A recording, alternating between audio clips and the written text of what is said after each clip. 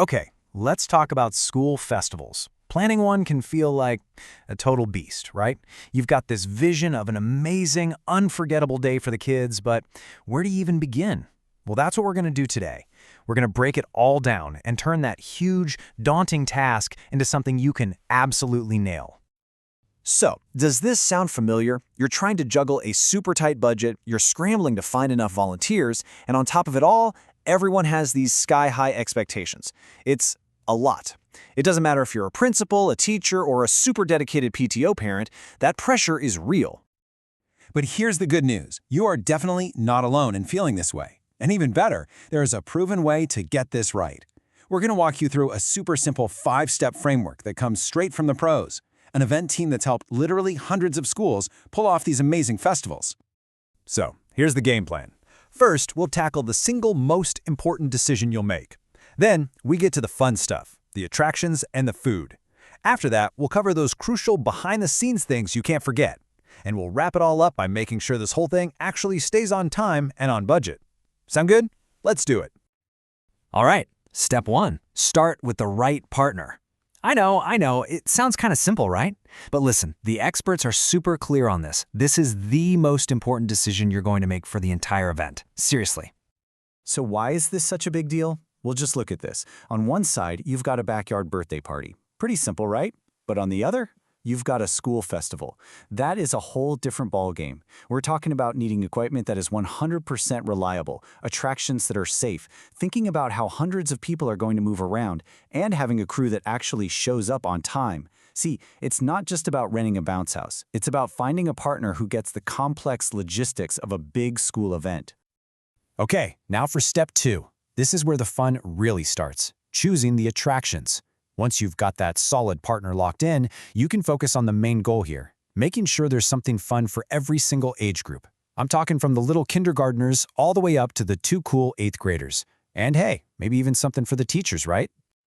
And here's a huge pro tip from the source. You have got to think about the lines. Nothing kills the fun faster than a bunch of cranky kids waiting forever. The secret is to pick attractions that can handle a lot of people and fast. Think about things like dual-lane slides. The kids get through twice as fast, the fun is doubled, and you keep that energy way, way up. So what are some of the tried and true winners? Well, you can never go wrong with a big obstacle course. Or if it's going to be warm, an inflatable water slide is an absolute must. Of course, you've got the classic bounce houses for the little kids and the dunk tank. Come on, who doesn't love the chance to dunk a teacher? That thing always draws a crowd, and a trackless train is a great way to give everyone a little tour of the festival. But wait, there's more. How about a rock climbing wall for a cool challenge, or a foam party to end the day? Talk about unforgettable. Laser tag is always a huge hit with the older kids, and you know what?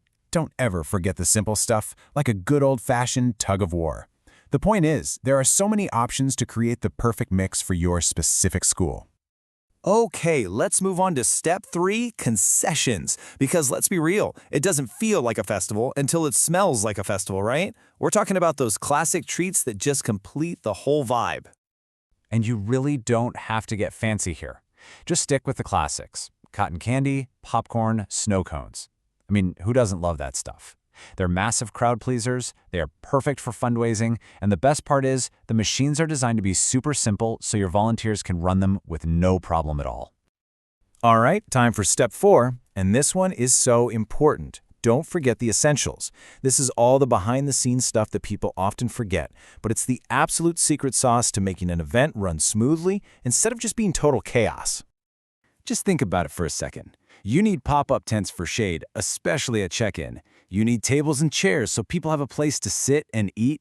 Ice chests for all the drinks. A PA system is a must for announcements and, of course, some music. And trust me, you can never have too many trash cans.